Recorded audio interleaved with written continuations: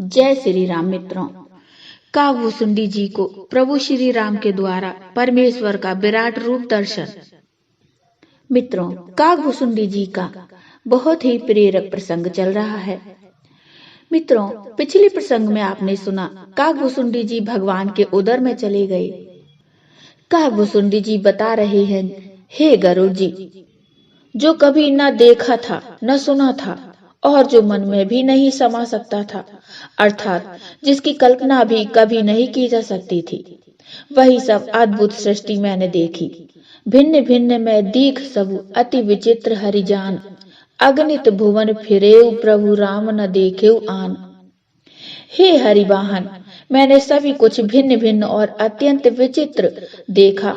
मैं अनगिनत ब्रह्मांडों में फिरा, पर प्रभु श्री रामचंद्र जी को मैंने दूसरी तरह का नहीं देखा। मैं एक एक ब्रह्मांड में एक एक 100 वर्ष तक रहता। इस प्रकार मैं अनेकों ब्रह्मांड देखता फिरा। प्रत्येक लोक में भिन्न भिन्न ब्रह्मा जी, भिन्न भिन्न विष्णु जी, शिव, मनु, दिक्पाल, मनुष्य, गंधर्व, भूत, बैताल, किन्नर, राक्षस, पशु, पक्षी, सर्प तथा नाना जाति के देवता एवं दैत्यगण थे। सभी जीव वहां दूसरे ही प्रकार के थे। अनेक पृथ्वी, नदी, समुद्र, तालाब, पर्वत तथा सब सृष्टि वहां दूसरी प्रकार की थी। प्रत्येक ब्रह्मांड में मैंने अपना रूप देखा तथा अनेकों अनुपम वस्तुएं देखी। प्रत्येक भुवन में न्यारी ही अवधपुरी, भिन्न ही सरयू जी और भिन्न प्रकार के ही नर नारी थे। दशरथ जी, कौशल्या जी और भरत जी आदि भाई भी भिन्न भिन्न रूप के दिखे। मैं प्रत्येक ब्रह्मांड में रामावतार और उनकी अपार बाल लीलाएं देखता फिरता। मैंने सभी कुछ भिन्न भिन्न और अत्यंत विचित्र देखा। मैं अनगिनत ब्रह्मांडों में फिरा, पर प्रभु श्री राम को मैंने दूसरी तरह का नहीं देखा। सर्वत्र वही शिशुपाल, वही शोभा और वही कृपालु श्री रघुवीर। इस प्रकार मोह रूपी पवन की प्रेरणा से मैं भुवन भुवन में देखता फिरता था। अनेक ब्रह्मांडों में भटकते मुझे मानो 100 कल्प बीत गए। फिरता फिरता मैं अपने आश्रम में आया और कुछ काल वहां रहकर बिताया। फिर जब अपने प्रभु का अवधपुरी में जन्म अवतार सुन पाया, तब प्रेम से परिपूर्ण होकर मैं हर्ष पूर्वक उठकर दौड़ा। जाकर मैंने जन्म महोत्सव देखा, जिस प्रकार मैं पहले वर्णन कर चुका हूँ। अंडकोश प्रति प्रति निज रूपा, दाखे उजिनस अनेक अनूपा। अवधपुरी प्रति भुवन निनारी, सरजू भिन्न भिन्न नर नारी। प्रत्येक ब्रह्मांड में मैंने अपना रूप देखा तथा अनेकों अनुपम वस्तुएं देखी। प्रत्येक भुवन में न्यारी ही अवधपुरी, भिन्न ही शरयू और भिन्न प्रकार के ही नर नारी थी। दशरथ, कौशल्या, सुनुताता, विविध रूप भरतादिक भ्राता। प्रति ब्रह्मांड राम अवतारा, देखो बाल विनोद अपारा। हे तात सुनिए, दशरथ जी, कौशल्या जी और भरत जी आदि भाई भी भिन्न भिन्न रूप के थे। मैं प्रत्येक ब्रह्मांड में राम अवतार और उनकी अपार बाल लीलाएं देखता फिरता। इस तरह कागभूषुंडी जी बताते जा रहे हैं। इस प्रकार सभी ब्रह्मांडों में घूमते हुए कागभूषुंडी जी को 7 कल्प बीत गए। प्रति ब्रह्मांड में अलग अलग अयोध्या और राम जन्म को देखा, परंतु आश्चर्य यह है, हर ब्रह्मांड में श्री राम एक ही थे। कागभूषुंडी जी कहते हैं, श्री रामचंद्र जी के पेट में मैंने बहुत से जगत देखे, जो देखते ही बनते थे, वर्णन नहीं किए जा सकते। वहां फिर मैंने सुजान माया के स्वामी कृपालु भगवान श्री राम को देखा। मैं बार बार विचार करता था।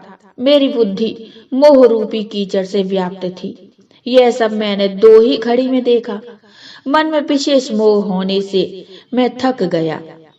मुझे व्याकुल देखकर तब कृपालु श्री रघुवीर हंस दिए। हे धीर बुद्धि गरुड़ जी, सुनिए। उनके हंसते ही मैं मुंह से बाहर आ गया। श्री रामचंद्र जी मेरे साथ फिर वही लड़कपन करने लगे। मैं करोड़ों प्रकार से मन को समझाता, पर वह शांति नहीं पाता था। यह बाल चरित्र देखकर और पेट के अंदर देखी हुई उस प्रभुता का स्मरण कर मैं शरीर की सुध भूल गया और हे आर्तजनों के रक्षक, रक्षा कीजिए पुकारता हुआ पृथ्वी पर गिर पड़ा। मुख से बात नहीं निकलती थी। तदंतर प्रभु ने मुझे प्रेम विहल देखकर अपनी माया की प्रभुता यानी प्रभाव को रोक लिया। प्रभु ने अपना कर कमल मेरे सिर पर रखा। दीन दयालु ने मेरा संपूर्ण दुख हर लिया। प्रभु की भक्त वत्सलता देखकर मेरे हृदय में बहुत ही प्रेम उत्पन्न हुआ। फिर मैंने आनंद से नेत्रों में जल भरकर पुलकित होकर और हाथ जोड़कर बहुत प्रकार से विनती की।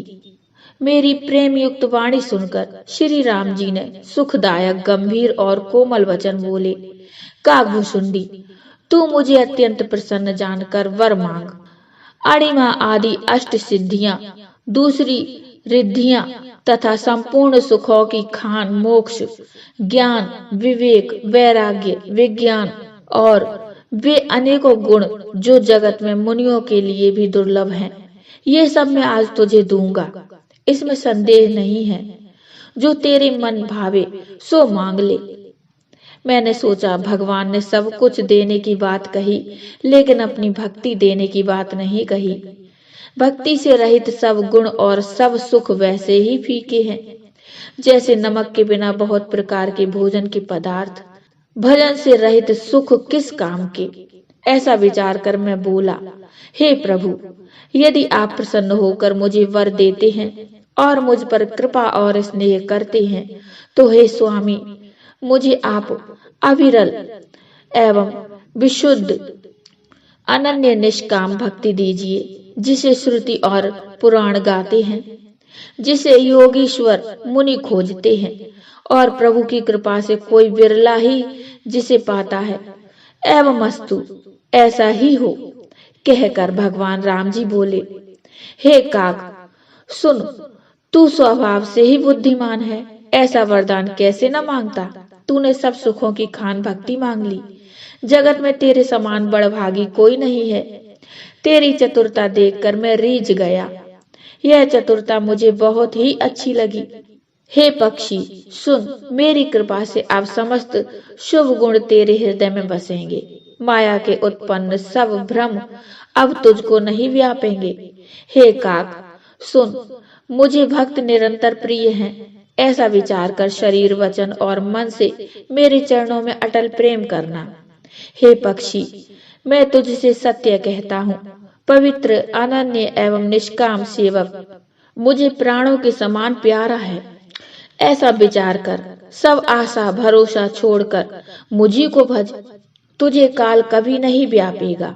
निरंतर मेरा स्मरण और भजन करते रहना।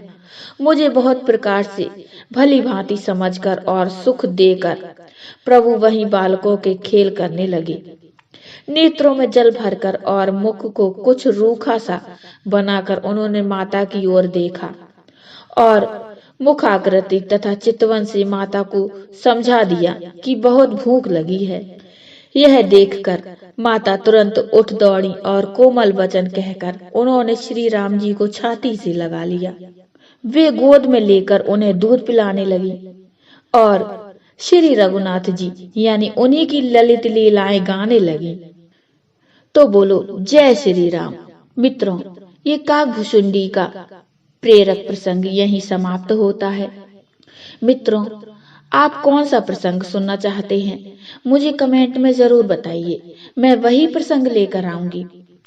मित्रों, श्री रामचरितमानस के प्रेमी जो भक्तजन हैं, उनके लिए श्री रामचरितमानस का पाठ मैंने अलग ही चैनल पर शुरू किया है, तो आप उस चैनल को सब्सक्राइब कर लीजिए और नित्य प्रतिदिन श्री रामचरितमानस का पाठ का अनुसरण करिए और आनंद लीजिए, अपने जीवन को सफल बनाइए। मित्रों, ये प्रसंग आपको कैसा लगा मुझे कमेंट में बताइए। कमेंट में जय श्री राम अवश्य लिखिए। कथा अच्छी लगी हो तो लाइक करिए और चैनल को सब्सक्राइब कर लीजिए। मिलते हैं एक नया प्रसंग लेकर, तब तक के लिए जय श्री राम।